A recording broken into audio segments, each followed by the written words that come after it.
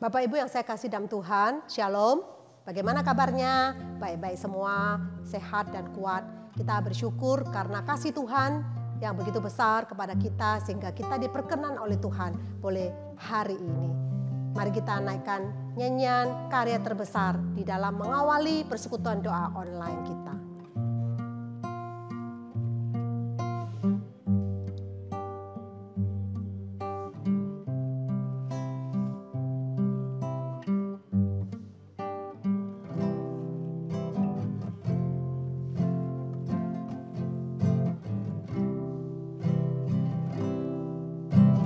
Kasih yang terindah,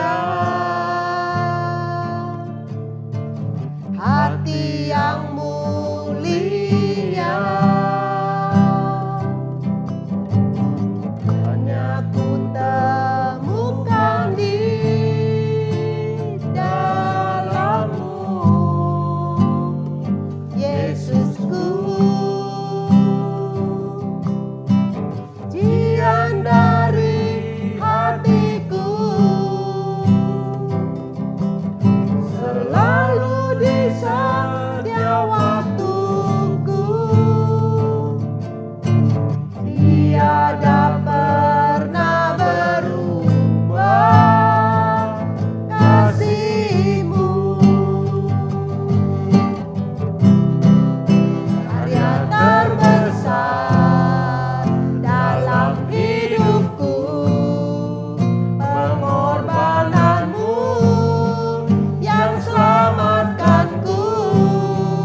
Engkaulah harta yang tak ternilai, yang ku miliki dan ku hargai. Yesus, Engkau ku kagumi. Karya terbesar dalam hidupku, Tuhan. Karya terbesar dalam hidupku, pengorbananmu yang selamatkanku. Engkaulah harta yang tak ternilai, yang ku miliki dan ku hargai. Yesus, Engkau ku kagumi. Yesus, Engkau ku kagumi. Yesus, Engkau ku kagumi. Mari kita berdoa. Memang benar ya Tuhan, karena kasih-Mu yang begitu besar, pengorbanan-Mu di atas kayu salib memberikan keselamatan buat setiap kami. Siapakah kami sampai Engkau menyelamatkan kami? Biarlah kami yang sudah ditebus oleh Kristus, hidup kami makin mengasihi Tuhan, makin menjalani seturut dengan panggilan yang Tuhan percayakan kepada kami. Terima kasih Tuhan, kami bersyukur untuk persekutuan doa online boleh ada sampai hari ini. Semua itu karena anugerah Tuhan. Kami menyerahkan untuk persekutuan doa online ini dari awal sampai akhir ke dalam tangan-Mu. Segala pujian, sharing, renungan, dan pokok doa, semuanya itu membawa kemuliaan bagi nama Tuhan. Terima kasih Bapak, inilah doa dan permohonan kami. Di dalam nama Yesus kami berdoa. Amin. Bapak Ibu, setiap kita pasti punya cerita bagaimana kita bisa percaya kepada Tuhan, kemudian sampai bisa membawa orang-orang untuk boleh mengenal Tuhan. Salah satu yang kita ingin dengar ceritanya itu adalah yaitu pengurus gereja kita, yaitu Bapak Lee Wishen. Halo. Halo. Pak, kenalkan dirimu. Ya, nama saya Lee Wishen, saya dari Tasikmalaya. Ya, saya lahir dari keluarga non-Kristen. Saya menikah dengan Dewi, jemaat Elion juga. Kemudian punya anak 2, namanya Hansen dan Jason. Oke, terus ngomong-ngomong dari Buddha bisa percaya Tuhan, kemudian menjadi pengurus gereja. Gimana sih proses ceritanya? Ya, saya mengenal ajaran kekristenan itu sebenarnya sudah lama, mungkin dari kecil ya, karena ayah saya menyekolahkan saya dan adik-adik saya itu di sekolah Katolik. Ya. Jadi mulai TK, SD, SMP belajar agama Katolik, ya Kristen. Kemudian sekolah SMA pun di negeri, tapi saya ikut mata kuliah agama Kristen karena harus memilih salah satu agama ya untuk ada nilainya itu. Dan waktu kuliah pun karena saya secara pengetahuan lebih banyak mengetahui agama Kristen, supaya dapat nilai baik, saya ikut agama Kristen saja gitu. Jadi ya kemudian selesai kuliah saya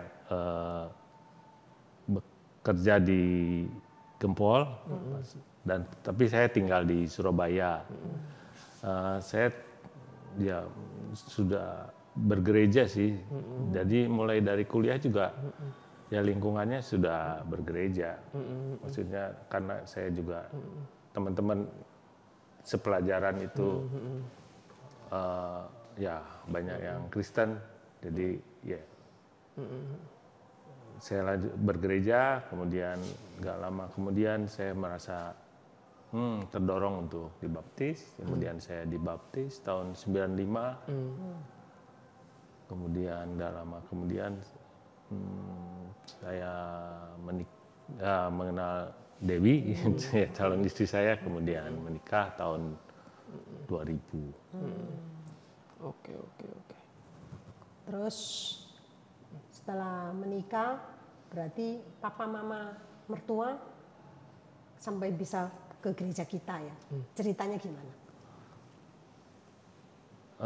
Ya, papa mama petua saya tinggal bersama kami. Jadi kalau sampai ke gerejanya sih mula-mulanya kita ke gereja istri anak saya saja. Kemudian setiap pulang selesai gereja kami pergi makan. Biasanya ya kita harus ke rumah dulu jemput lagi papa mama. Nah itu kan nggak efisien. Nah, lama-lama terus saya minta anak saya supaya ajak kaum sekalian aja ke beribadah juga ke gereja, baru pulang dari gereja kita makan siang. Oke. Jadi papa mama ini aslinya yang papa mama mertua ini aslinya juga bukan orang percaya, gue. Ya, bukan. Iya. Oh, itu apa namanya kalau boleh tahu kenapa kok tiba-tiba ada dorongan pikiran kayak gitu? Jadi bisa membawa papa mama untuk bisa ke gereja? Ya, sebenarnya ada kerinduan juga ya untuk kita sebagai orang Kristen yang mau mentaati perintah Tuhan kita Yesus Kristus supaya kita juga menyampaikan berita Injil pada orang-orang yang kita kenal ya, terutama yang orang kita keluarga sendiri ya, mungkin dari ayah, ibu atau nenek, paman gitu. Itu kapan prosesnya kalau boleh tahu? Proses ada dorongan itu. Apakah sejak dari Koko terima Tuhan Yesus waktu itu umur berapa, Bu? Waktu udah kerja itu. Apakah dorongan ketika kan ini kan Koko dari nggak percaya jadi percaya. Yeah. Nah, setelah percaya dibaptis, apakah langsung dorongan, wah aku juga mau bawa keluargaku pada saat itu juga? Atau gimana prosesnya, Bu? Waktu saya dibaptis sih dulu ya mungkin nggak kepikir untuk ngajak orang ke gereja atau apa, lebih cenderung untuk diri saya sendiri ya, supaya saya mendapatkan berkat, saya selamat, saya sendiri. Tapi dengan beribadah tiap hari ke gereja, lama-lama kita juga mendengarkan perintah Tuhan. Gitu. Ya khotbah, kita juga harus membagikan kabar kasih itu kepada orang-orang sekitar kita.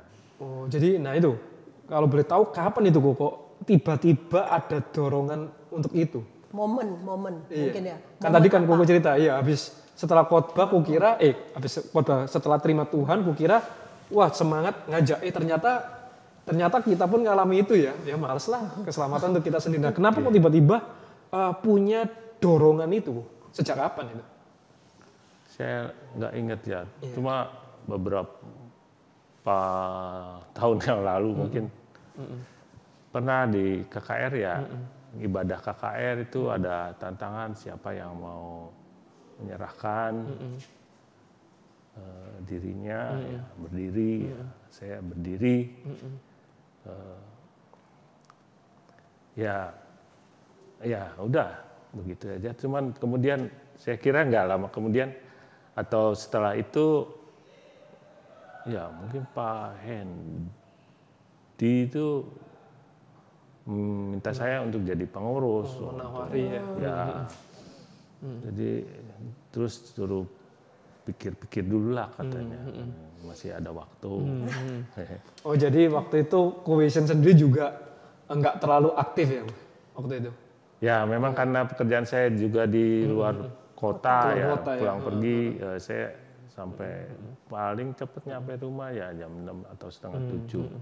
Jadi nggak ada waktu saya untuk pelayanan. nggak bisa komitmen, takut nggak bisa komitmen ya. Jadi saya selalu nolak apa-apa. Tapi ya kali ini saya mau nggak mau ya terima aja dulu. Dan ya puji Tuhan ya setelah ditunjuk itu ya ternyata ya bisa ada waktu sih. Oke. Terus bagaimana kok tiba-tiba ini ada dorongan untuk mau melangkah lagi bukan hanya pengurus ya, tetapi ini melangkah untuk bisa share keselamatan itu pada keluarga yang belum percaya. Nah ini sebenarnya di luar zona saya yang introvert ya. Ini yang menarik. Ini justru ini. Jadi kita yang ingin korek sebenarnya apa sih? Karena jujur Bapak Ibu banyak di antara jemaat itu sama seperti Pak Wishen. Jadi Pak Wishen ini seorang yang introvert, jarang bisa menceritakan. Nah, tapi dia bisa sampai bersaksi membawa keluarga, itu satu hal yang perlu kita pelajari. Kita harapkan supaya jemaat Alien Satelit semua bisa bersaksi bawa keluarga. Nah, apa-apa, gimana itu? Sekarang Mulainya ini, di mana Pak tiba-tiba? Kita ingin tahu. Ya gara-gara pecot tahun ini. Gak apa-apa. Ayo. Ya wes dah. Ya, bisa loh. Ceritanya gimana Co-Vision? Ya itu. Ikut KTB. Ya karena kita ya udah berkomitmen tadi ya. Terus kamu disuruh ini untuk mengabarkan Injil atau mengabarkan firman Tuhan kepada orang lain nggak bisa ya kita harus menurut perintah. Menjalankan firman Tuhan. Iya barang siapa itu. Nah, gimana itu kok tiba-tiba bisa ajak papa mama itu, apa yang Co-Vision lakuin sebenarnya? Oh yang tadi seperti saya bilang ya pertamanya sih ngajak untuk makan saja. Cuma saya juga ya kalau saat teduh ya kita berdoa, mendoakan ya. Kapan itu mulai mendoakan itu kapan? Kapan mulai pertama kali mendoakan itu Pak, kalau boleh tahu? Tahun berapa? Waduh, gak ingat tahunnya. Gak apa-apa. Kira-kira cuma ya mungkin 4 tahun lalu ya kita mulai kesetiaan ya, itu bukan waktu yang KTB ya. Singkat itu. Waktu ikut KTB. Ya mungkin ada kita kan bahas satu-satu, ada berdoa lah, ada mendoakan orang lain, hal seperti itu mungkin mulailah sedikit demi sedikit. Ternyata KTB itu sangat bermanfaat loh. Bapak Ibu, ayo ikut KTB ini. Jadi dalam KTB itu ditanyain mendoakan apa. Salah satunya doakan mertua ya. Ya bukan mertua aja ya, Semua semua. keluarga yang belum percaya Ya, juga didoakan. Jadi kira-kira- adik-adik saya juga puji Tuhan yang Sudah percaya terakhir Tuhan sih belum? sudah dibaptis mungkin 2 tahun lalu ya. Jadi semua, kira-kira berapa bersaudara? Kalau boleh Saya tahu? 7 bersaudara. Kalau Pak Wishen nomor berapa? Nomor 1. Oh, nomor pertama. Jadi saudara adik-adiknya semua sudah percaya Tuhan. Itu Ya. puji Tuhan loh, tidak mudah. Tapi Tuhan ternyata pakai. Jadi saya yakin Bapak Ibu pasti bisa. Kira-kira apa lagi? Kita ingin tahu lagi, soalnya introvert toh. Jadi Supaya lebih banyak cerita. betul, betul. Terus kira-kira nggak gampang loh, walaupun ajak makan siang, tapi kalau seorang yang benar-benar agama Buddha belum tentu mau loh. Ada pernah nggak ditolak? Pernah nggak? Wis aku nggak mau. Pernah nggak? Ya, sering juga. Oh, jadi mertua sering juga. Terus caranya apa sampai tetap bisa ikut? Oh Sampai ya, akhirnya saya benar-benar ini. enggak khusus sih, cuma ya tekun aja nanti. Tekun ngajain, tekun mendoakan, gitu ya. Pernah putus asa nggak? Wis aduh kok cek susah ya. Pernah nggak rasanya? Enggak, kayaknya. Wah, luar biasa enggak loh. Pak Kris enggak loh. Tekun mendoakan, tekun mengajak ya. Bu. Iya. Ya. Terus kira-kira papa mama mertua kan dari Buddha, terus ikut ibadah, kira ada perubahannya enggak? Perubahannya ada enggak? Secara fisik mungkin ya saya belum lihat perubahan yang ya, seperti apa, tapi ya saya berharap ya secara wawasan lama-lama bisa berubah ya. Ya. Ya kita hanya melakukan bagian kita, nanti Tuhan yang bekerja. Ya betul. Bapak Ibu memang secara kita itu manusia itu merasa oh nggak mungkin, tapi buktinya Tuhan memungkinkan ya. Pastilah lama-lama bisa mengenal Tuhan lebih mendalam. Kira-kira apalagi ya yang perlu kita kepingin tahu lebih mendalam? Kira-kira bagaimana sih caranya supaya dorong teman-teman yang lain itu, karena banyak orang seperti Pak Wishen loh. Langkah-langkahnya apa ya? Kasih 3 langkahnya tadi di samping doa, apalagi? Ya kalau kita mengasihi Tuhan ya kita selalu ingin Bersaksi. mengikuti perintahnya ya, Nah, menaati perintahnya. itu kuncinya, mengasihi Tuhan. Ya, pasti ingin melakukan firman Tuhan, melakukan perintahnya. Itu kunci utama ini. Jadi Bapak Ibu saya yakin kita yang mengasihi Tuhan pasti ingin memberitakan Injil. Kasih saran kepada teman-teman. Mau tanya enggak? Udah. Ya untuk teman-teman sekalian saya bukan saran ya, lebih supaya kita bisa mendoakan orang-orang yang kita kasihi di dalam doa. Mungkin hasilnya tidak bisa dilihat langsung, kita berdoa langsung berubah gitu. Mungkin perlu waktu setahun, 5 tahun, 10 tahun, bahkan lebih. Dan ya perlu juga tindakan kita ya atau tingkah laku kita supaya mereka melihat dari kehidupan kita ya. Jadi ya kalau kita hanya mengajak saja tapi tingkah laku kita tidak ada yang bisa Nah, itu juga penting itu. Iya. Jadi kehidupan, jadi saksi. Iya. Oke, sangat bagus. Kita akan mendengar firman Tuhan ya. Ya sebelumnya saya mengucapkan terima kasih buat Ko Wishen yang boleh men-sharingkan, dan saya sungguh sangat meng-appreciate buat Ko Wishen karena mau menerima challenge ya, tantangan untuk bisa memberikan kesaksian. Seperti yang kita tahu bahwa rekan kita Ko Wishen adalah orang yang introvert, dia tadi bilang, bahkan mungkin tidak banyak ngomong, tetapi justru kita boleh mendengar kesaksiannya dan boleh memberikan sebuah kesaksian yang baik bagaimana Tuhan boleh memanggil, memakai Ko Wishen untuk boleh mengenalkan Kristus di dalam keluarganya. Cukup luar biasa. Orang yang tertutup, yang mungkin tidak banyak ngomong, tetapi bisa membawa keluarganya membawa mertuanya untuk boleh mengenal Kristus. Dan saya percaya ini juga menjadi kerinduan bagi setiap kita sebagai anak-anak Tuhan untuk bisa bersaksi, membawa orang mengenal Kristus. Bukan hanya keluarga kita yang belum percaya, tetapi juga rekan-rekan kita, teman-teman kita, sahabat yang kita kasihi. Nah, melalui sharing ini saya juga ingin mengajak setiap kita memahami bagian firman Tuhan yang terambil dari 1 Yohanes 4 ayat yang ke-7 sampai dengan yang ke-12. Sharing yang sangat baik karena ini menolong kita menjelaskan apa yang tertulis di dalam bagian ini. 1 Yohanes 4 ayat yang ke-7 sampai dengan yang ke-12. Saya akan membacakannya bagi setiap kita sekalian.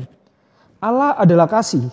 Saudara-saudaraku yang kekasih, marilah kita saling mengasihi, sebab kasih itu berasal dari Allah, dan setiap orang yang mengasihi lahir dari Allah dan mengenal Allah. Barang siapa tidak mengasihi, ia tidak mengenal Allah, sebab Allah adalah kasih. Dalam hal inilah kasih Allah dinyatakan di tengah-tengah kita, yaitu bahwa Allah telah mengutus anaknya yang tunggal ke dalam dunia, supaya kita hidup olehnya. Inilah kasih itu, bukan kita yang telah mengasihi Allah, tetapi Allah yang telah mengasihi kita dan yang telah mengutus anaknya sebagai pendamaian bagi dosa-dosa kita. Saudara-saudaraku yang kekasih, jikalau Allah sedemikian mengasihi kita, maka haruslah kita juga saling mengasihi. Tidak ada seorang pun yang pernah melihat Allah. Jika kita saling mengasihi, Allah tetap di dalam kita dan kasih-Nya sempurna di dalam kita. Ada dua hal yang ingin saya sampaikan melalui kesaksian rekan kita dalam bagian ini. Yang pertama adalah Tuhan memilih dan memanggil kita. Kita melihat ayatnya yang ke-10. Inilah kasih itu, bukan kita yang telah mengasihi Allah, tetapi Allah yang mengasihi kita. Allah yang memilih kita terlebih dahulu untuk mengasihi kita. Dan itu yang ditunjukkan dalam hidup setiap kita. Bagaimana Allah memilih kita, memanggil kita untuk menerima Dia, dan setelah itu Tuhan memakai kita untuk boleh memperkenalkan Dia di dalam hidup kita. Yang kedua, ketika kita mengasihi, maka kita sedang memberitakan kasih Kristus yang mati untuk kita. Saya ulangi, ketika kita mengasihi orang lain, maka kita sedang memberitakan kasih Kristus yang mati untuk kita. Itulah mengapa Tuhan menyuruh setiap kita, orang-orang yang menerima kasih Tuhan, orang-orang yang sudah diselamatkan, untuk saling mengasihi. Dan itulah juga yang jelas di-sharingkan oleh rekan kita, bahwa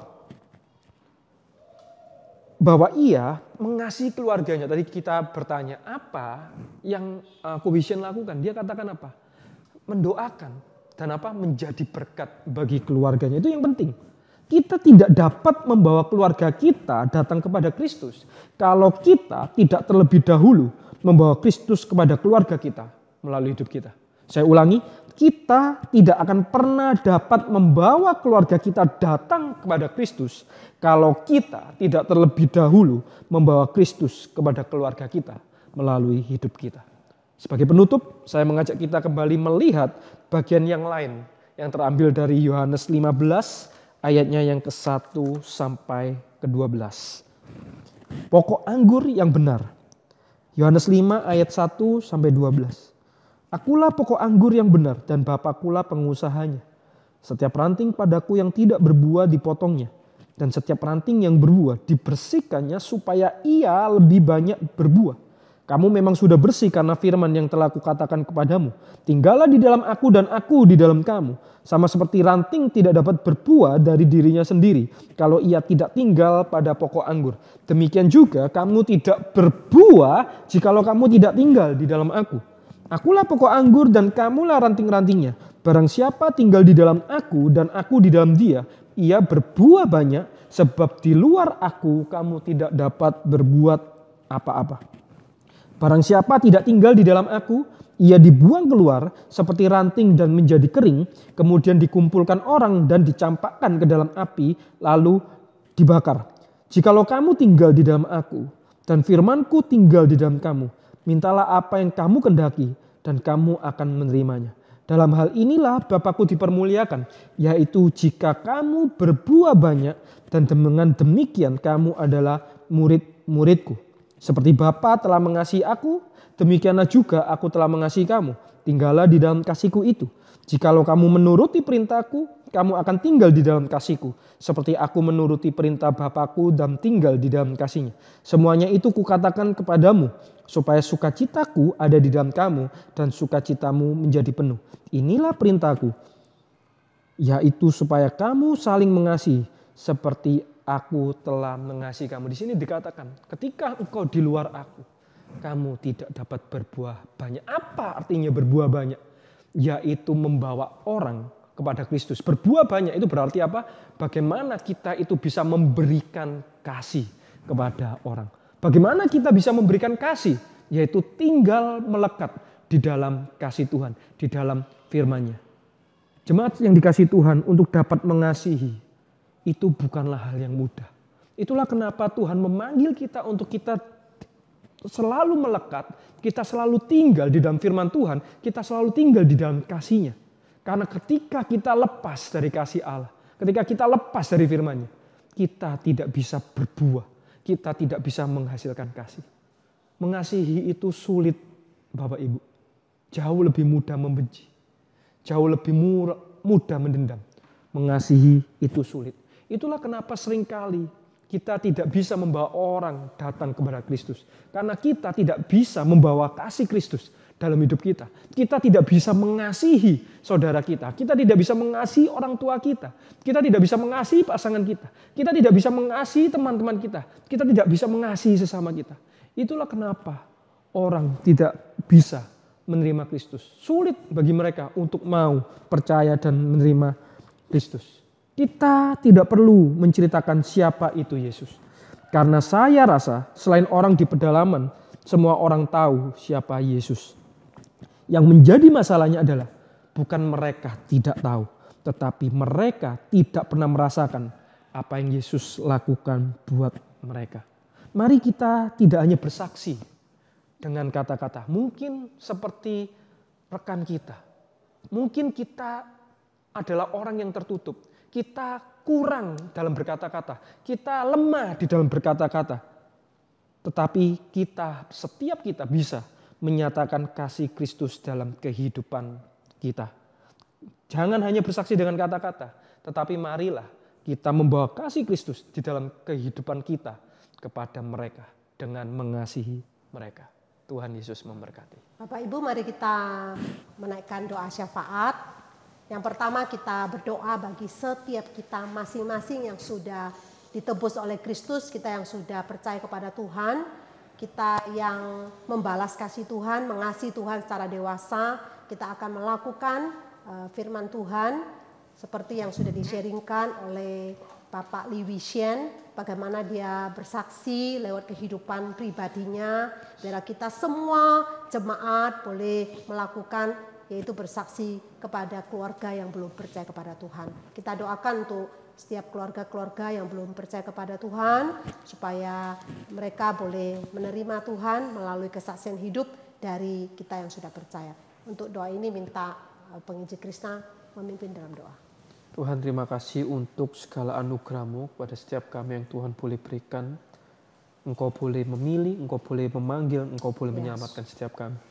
Karena itu Tuhan, biarlah setiap kami yang beroleh anugerah keselamatan itu, kami sungguh-sungguh mengerjakannya Tuhan. Dengan melalui hidup kami, bagaimana kami boleh menjadi kesaksian hidup Tuhan bagi Engkau. Dan kami juga boleh membawa rekan-rekan kami yang belum mengenal Engkau untuk boleh mengenal Engkau. Ya. Terima kasih Tuhan, kiranya Engkau boleh menyertai, Engkau boleh memakai setiap kami. Supaya sungguh Tuhan, seperti apa yang boleh di-sharingkan oleh rekan kami Tuhan, Bapak Lee Wishen Tuhan, untuk kami boleh setia Tuhan di dalam mengikut Engkau. Justru Tuhan di dalam kesetiaan, disitulah Tuhan kami boleh menjadi berkat bagi orang lain. Terima kasih Tuhan, dalam nama Tuhan Yesus kami berdoa dan mengucap syukur. Amin. Kita minta Pak Lee Wishen doakan untuk gereja Elion Satelit, doakan untuk tim digital yang begitu setia melakukan rekaman, supaya Tuhan memberikan kesehatan, memimpin mereka dalam pekerjaan, dalam keluarga, dan iman terus makin bertumbuh di dalam Tuhan. Minta Pak. Yang pertama tadi ya. Doakan untuk Cuman, tim digital. digital. Tim digital yang rekaman itu. Bapa kami dalam surga, terima kasih untuk penyertaan-Mu hari ini. Saat ini kami mau berdoa untuk tim digital yang selama pandemi ini mereka begitu bekerja begitu keras supaya semua kegiatan ke gereja, semua kegiatan ibadah dapat berlangsung dengan baik dan dapat diikuti oleh semua jemaat. Kiranya Engkau memberkati semua tim, anggota tim supaya dapat menjaga kesehatannya, keluarganya maupun kehidupannya sehari-hari sehingga mereka tetap dapat menyatakan kasih kepada Tuhan dalam kehidupan mereka masing-masing. Ya. Terima kasih ya Tuhan, dalam nama Yesus kami berdoa. Amin. Bapak Ibu, kita bersama-sama membuka suara doakan untuk EBS yang akan dimulai pada bulan Oktober. Doakan untuk doktrin mengenai Roh Kudus supaya Tuhan yang memimpin, untuk Pak Henry yang ngajar, dan juga berdoa untuk jemaat boleh mengikuti acara pembinaan untuk EBS ini. Mari kita buka suara, kita berdoa. Bapa dalam surga, Tuhan kami sehati menyerahkan untuk EBS ke dalam tangan-Mu yang akan dimulai pada bulan Oktober yang akan datang. Tuhan berkati serangkaian EBS ini supaya sungguh-sungguh boleh berjalan dengan baik, dan doakan untuk jemaat boleh ikut dan Tuhan gerakkan mereka untuk boleh mengikuti akan EBS ini. Dan doakan untuk pendeta Henry yang akan mengajar, Tuhan pakai supaya apa yang disampaikan juga boleh membawa setiap jemaat boleh mengerti dan mereka juga boleh melakukan kebenaran firman-Mu. Terima kasih Bapak, inilah doa dan permohonan kami. Dalam nama Yesus kami berdoa. Amin. Kita akan berdoa bagi bangsa dan negara. Kita doakan untuk para polisi atau aparat keamanan supaya mereka boleh menjaga keamanan dengan baik di tengah-tengah masa pandemi ini. Tuhan jaga, lindungi, jauhkan dari COVID, dan mereka boleh terus menegakkan untuk NKRI ini. Mari kita membuka suara, kita doakan untuk bangsa dan negara kita. Bapa dalam surga, Tuhan kami sehati berdoa menyerahkan untuk bangsa dan negara kami. Kami berdoa menyerahkan untuk polisi atau aparat keamanan yang menjaga keamanan bagi bangsa Indonesia. Tuhan jaga, jauhkan dari COVID, Tuhan sertai, berikan kesehatan yang prima untuk dia, untuk mereka para polisi, dan doakan untuk setiap apa yang dilakukan oleh aparat supaya Tuhan jaga, lindungi keamanan bagi kota Surabaya maupun bagi negara Indonesia ini, supaya NKRI tetap boleh ditegakkan dan tetap boleh diteguhkan. Tuhan kami berdoa kiranya Tuhan juga hadir dan menyertai. Terima kasih Bapak. Tidak lupa kami bersyukur untuk Pak Wisyan, Lee Wisyan yang sudah boleh sharing. Tuhan berkati dia. Apa yang sudah dia sharingkan ini juga boleh membawa setiap jemaat boleh belajar bahwa yang tidak bisa, yang biasa-biasa merasa bahwa aku ini seperti apa adanya, biarlah sungguh Roh Kudus bekerja, bahwa tiada yang mustahil bagi orang yang percaya. Merupakan satu kewajiban untuk kita boleh mengabarkan Injil bagi keluarga, khususnya orang tua maupun mertua, sehingga mereka boleh percaya kepada Tuhan. Bapak kami doakan pakailah Pak Lee Wisyan dalam imannya, dalam pekerjaan dan juga dalam keluarga, untuk terus boleh bertumbuh, untuk membawa istri yaitu Dewi dan juga kedua anaknya, baik anaknya yang ada di Singapura dalam studinya. Tuhan berkati supaya anaknya sungguh-sungguh boleh belajar dengan baik, dan doakan keluarga ini untuk boleh menjadi berkat sehingga terus makin memuliakan Tuhan. Doakan untuk papa mama mertua yang sudah mau ke gereja Elion supaya dia juga pelan-pelan boleh mengenal tentang Yesus dan mengakui Yesus sebagai Tuhan dan Juru Selamat. Tuhan, kami percaya bahwa doanya tidak sia-sia. Terima kasih Bapak, kami bersyukur di dalam nama Tuhan Yesus kami berdoa. Amin. Ya jemaat yang dikasih Tuhan, persekutuan doa kita selesai.